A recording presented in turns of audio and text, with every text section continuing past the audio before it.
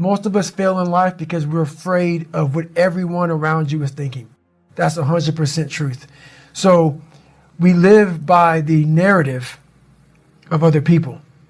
When I first called a recruiter to be a Navy SEAL and I was 297 pounds, the first recruiter looked at me and said, "You're not going to be able to make this, man." So what he was doing was he was projecting his energy on me. He knew he couldn't be a fucking Navy SEAL. So God help this black guy, because I was only the 36th African American to make it through in over 70 years. How's this black fat guy going to make it through in my ass? He wasn't even willing to try. So he's projecting this. So a lot of us who are negative people, all we do is project how we feel on other people. So what happens is that there's a lot of negative people walking around the planet Earth who are afraid to try. Because everybody, a lot of people are very negative in this world. So we are afraid to fail. Why? I told you, man. Shouldn't even tried it, dude. Just chill out, relax. Why are you so crazy? Why are you so obsessed? So all that stuff drives the quitting mind, I call it. The mind wants to quit. The mind's tired. The mind's tired. The mind's deserving. The mind thinks it's very deserving. So yes, the biggest problem in this world is other people, not yourself. It's other people in your head. They are puppet mastering you pretty much on your life. I realized once I was talking to myself the right way and all this shit wasn't in my mind, wow, I went from this piece of shit kid who thought he was dumb, not successful, insecure, who stuttered when I first saw somebody, to a person who can now do all these things just because I now control my own mind. When you get to the point where you really fucking don't care, you become very, very dangerous. I'm not saying don't care like, I don't care if I do that. No, when you don't care about other people and how they view you, about how you walk, how you talk, how you dress, where you want to go with your life. You know, growing up, I didn't want to tell anybody I wanted to be in the military. Because why? Some of my black friends, I was afraid of what they think. You know, why you want to join the fucking military, man? Why the fuck you want to do that shit? I was afraid of what other people thought about me. So now, when I go in the military, I didn't know you want to fucking join the military. Yeah, I didn't tell you because I was afraid of what you thought. Once again, man, you're allowing other people to shackle your mind. It's the worst thing in the world. And anybody, not just Navy SEALs, but anybody that can accomplish anything that is hard, the only separator is that they really want to be there. There's some people that get inspired, and that inspiration moves them to try to do something. But the inspiration is very high right now in this nice environment. We're in a nice environment. The ocean's out there. I'm talking to you. If I want to go to the fucking refrigerator and get something to drink, eat, I can. I watch a movie about some badasses, you're inspired. But the second you're not in this environment and you're actually doing what inspired you, that suck factor is now real. You can't just get off your fucking couch and get a fucking shake, get a fucking box of donuts, or turn the TV, or go take a shit or a piss, or go get your girlfriend to cuddle up. No, you're now there. And only those people who have been there a million times in their minds and have lived in that water and have suffered a million times and realize my legs may break, my knee may break, my bones will hurt, I will be the coldest I've been in my life, I will be miserable, and accept that. Because what happens is when you get in a horrible situation in life, your mind, I call it my 1 second decision. When you get in a horrible situation in life, your mind immediately says, get the fuck out of here. Everybody's does, even if you want to be there. But it starts to have all these different questions in your mind in that 1 second. And it says, okay, why are you here? Why are you doing this? Why this? Why that? And then you start to say to yourself, if you don't want to be there that bad, I have a beautiful wife at home, man. Why the fuck am I doing this, man? Like, this is stupid. This is going to get these guys injured. Like they're going to pay for this for the rest of their lives. I'm not going to break my body up to do this. Your mind starts to say, yeah, this is stupid. But if you are already knowing that this is going to happen to you, you have all the answers to these questions that your mind starts to give you when you're in suffer mode. We all have two people. We all have two people. And I'm not saying you're crazy. We have the easy voice, which is that 20% telling yourself that I'm easy at 90% of my full potential, maybe 100% at that 20%. That's that voice that we all love. That's that very comfortable voice, that's that mommy holding you saying it's going to be okay. Doesn't care how good you are, just loves you. Just loves you no matter how messed up you are in life. That's where you want to be at. So that's that one voice. This other voice that we walk very far away from is a voice saying, hey man, you ain't doing shit. So we try to get this voice out of our head completely. And we live over here in this land. So what you have to do first is turn up this voice over here. The voice saying things to you that aren't nice. That it's in our head saying, you know what, man, dude, you're not doing shit. You're not I mean, and it's not putting yourself down. People take this the wrong way in this new society. I'm not saying to put yourself down. I'm saying listen to the truth. And the truth isn't in the 20%. The truth is in this other part of your brain saying, look, man, you're wasting a bunch of percentage here. We have 80 more percent that we're not tapping into because in this other 80% is suffering, pain, failure, self-doubt, darkness, and then a whole bunch of light. But to get to this light, you got to go through all of this shit. So a lot of us know that. We know I can get over here, but over here, man, this is much better because I got to go through this journey that is not fun. This from 20 to 100%, this shit in between is not fun. So we decide to live over here. So everybody goes, how do you do that? You know exactly how to do that. You know exactly. It's not a magic trick. There's nothing I talk about in that book that's a magic trick. It's all back down to a very primitive mindset of we just have to do. It's like breathing. Breathing becomes normal. Like we don't even know that we're doing it. That's how you have to live your life. When that alarm clock goes off at 4 or 5 in the morning, your mind says no. You just say, it's just what we do. It's what we do now. Because to get to where you want to go, the amount of pain involved, I'm not saying physical, I'm not saying you got to break yourself off. The amount of mental pain of how many times you're going to have to do something that you don't want to do to get to where you want to go is going to be, there's going to be more times you do something that you don't want to do than you are going to want to do it. And that's your new norm. That's your new norm. So then it's like breathing. And then once you do this over and over and over again, it becomes like breathing. I don't want to live this lifestyle, but to get to the other side of this, I have to. So if you really want it, you realize what trying is and what trying is not. I believe in winning the battle against yourself. People say, why do you say that? Because there's a lot of things you can control. When you wake up, I talk about making your bed. Make your bed. Make sure your house is clean. Make sure you get your breakfast. Make sure you shower, shave. Whatever you're doing, control that. Don't hit the snooze button. All these things are very important. That's been told a lot of times. Why don't you hit the snooze button? Because you wake up already failing. You're already behind the power curve. So what happens when you hit the snooze button? You may not make your bed. You may not do your hair the way you want it. You may not pick the right clothes out in the morning time. And I go back to this real quick. Remember how you had a job interview for a job? We've had several of them in our lives. What did you do the night before that job, weeks before the job interview, when you knew you had it? You prepared you had a bowl out for your oatmeal, your cereal, whatever you had in the morning time. Your coffee cup was out. Your clothes were laid out. You studied, you rehearsed, you were ready. You brought your best self. You were going to war with yourself because you wanted that interviewer to see your best self. You won. You got the job. After a few months in that job, you look around, I got the job. You start to back off. The clothes aren't out. You're not ready. You're hitting the snooze button. You don't get up on time anymore. You realize that you can still have this job and not be your best self. The interview you is gone. Your job is gone. You have your job, but the interview you is gone. So winning the battle in the morning time is just that. It's that you wake up in the morning time and you own all this stuff, because once you leave your house, the world then gets at you.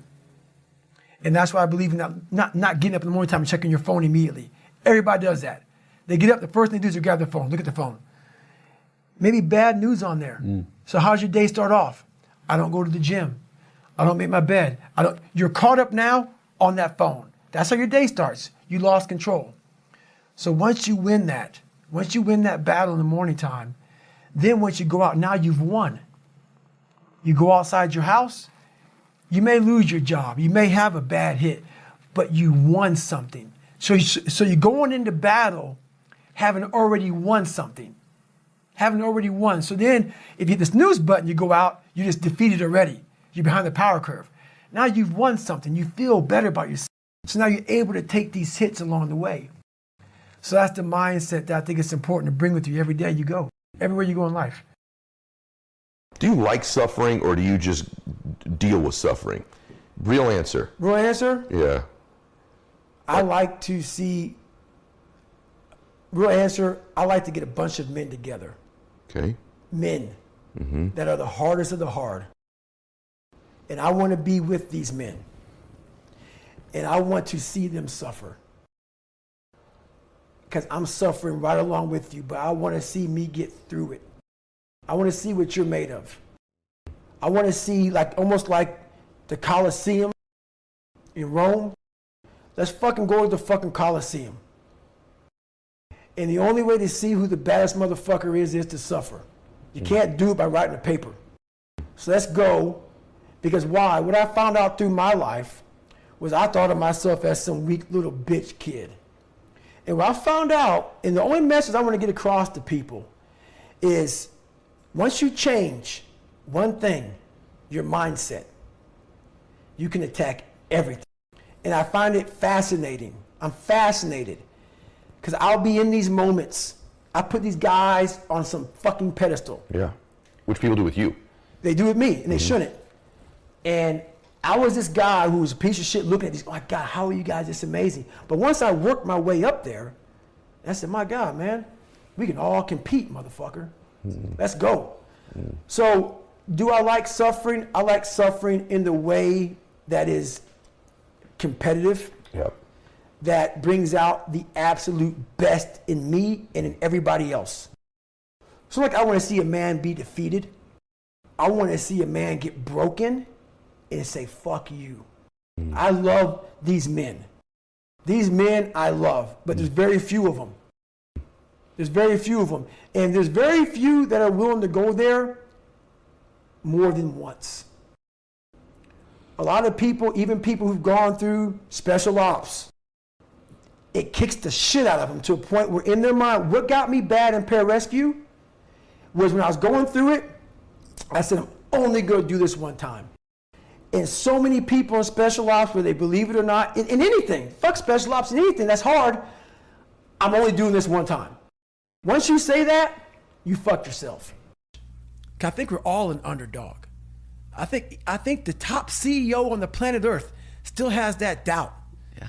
I don't give a fuck where you're from. Kobe Bryant, Michael Jordan, the best on the planet. We're all underdogs.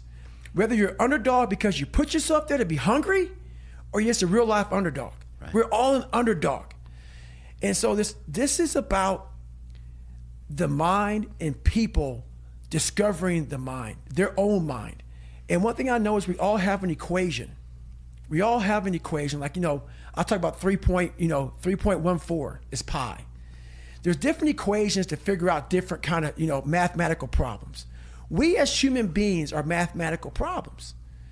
I cannot give you a book for every fucking body in this world. That's why my book, even though it's one book, is tailored to the individual. It's not like you do these 5 steps, you're good. No, I'm helping you figure out your fucking equation. Because it's different. My equation is different from your equation. Yeah. What's gonna make you tick? What's gonna make you go the distance? What's gonna make you go to that spot in hell and say, I love this spot. It's okay.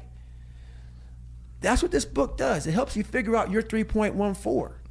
Helps you figure out your fucking mathematical equation and say, oh, because once you figure out the equation in any math problem, you no longer fail, man. You got it figured out. At what's important. What's important is I'm still figuring out this, different things. Yeah, I got the equation figured out, but now the real journey has begun. So I'm still chipping away at life. I think pushing yourself physically is the number one factor of life. That is the true spot where you can really dive deep into. Life's about self-discipline. It is about self-discipline. We tend to do the things that are easy. And that is it builds no mental toughness. It builds no mental hardening. It builds nothing. When you working out is where you can build that the fastest. Because it's a constant, it gives you instant feedback. You may not lose the weight you want to real fast, but the discipline it takes, it transfers over to all aspects of your life. It's not, man, why are you always working out? Stop looking at it that way. This is the foundation of life. When you look in the mirror, every morning we all look in the mirror to get ready to go to work, to go anywhere. The first thing you see is your reflection. If you don't like what you see in the morning, you lost the war already. It's not about even liking what you see. It's about looking in the mirror and you may start, man, I feel different. That reflection is not everything. It's a feeling you're supposed to get. So you have to, in life, once you leave your house, the war begins. In your house, you have some control. And that reflection in the mirror, you have to control that reflection in the mirror. That's how you start your day. If you leave your house feeling like, okay, I can fight. I've established the mentality to fight. And all that comes from working out. It's not just from, you can't find that in the office. Well, my morning routine is every day I get up and run. Every single day. Because why? I hate that the most. So that is where we share that feeling. Yes, I hate that the most. So you have to do something that sucks every day. Because why? Once you overcome the suck, now you're powerful. You've overcome yourself already. So now you're ready to battle. I go to the gym about 4 times a week. But my biggest thing I do is my nighttime routine. I stretch out anywhere from 2 to 4 hours every night for the last 5. It used to be a lot longer than that. And I talk about in my book why I started doing this thing. But through my whole life, as you see, I was using my fight or flight muscle. I was under severe stress as a child, growing up, my job, whatever. A lot of stress. Just sitting down right now, we're all using our psoas muscle, your hip flexor muscle. And I'll give you a 2-second on that. That muscle attaches to your T12. And about 5 or 6 years ago, I got really, really sick. Doctors give me all kind of hormones. Take this, take this, take this. And it's in the book real good, so I won't go deep into it now. But I laid back and I literally said, you know what, I'm dying. The doctors can't figure out what's wrong with me. My blood tests were coming back fine. I just said, I can't even run a block. I went from running 205 miles, I can't run a block. I'm in my bed sitting there. And I started realizing I had these humongous knots on my hip flexors and in the back of my head. And I said, I'm just done. So I started slowly stretching out because I couldn't do anything. Over a period of a couple of years, I got off this medication, that medication. I was on like 15, I was on several medications. Now I'm on one. And honestly, what I believe, no doctor has said this is what happened to you. I was literally so tight, I was...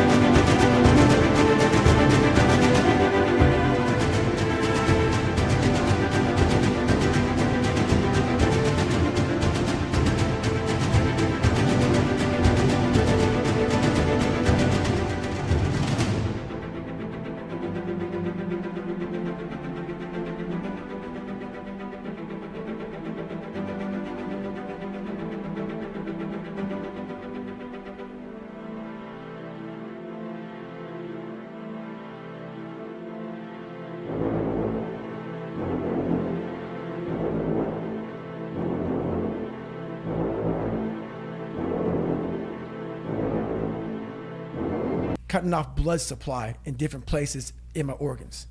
The more it opened up my body. So now I went from running an 8:30 mile on a training run to now running a 7:15 to 7-minute mile on a training run at the same heart rate. And it's not because I'm training any different. It's just because my body's opened up and it's allowing more blood flow. So every night I stretch out, and it's truly, I used to be wound so fucking tight. Like I couldn't sit in this chair for this long. I'd be like, I gotta get out of here, man. We gotta go.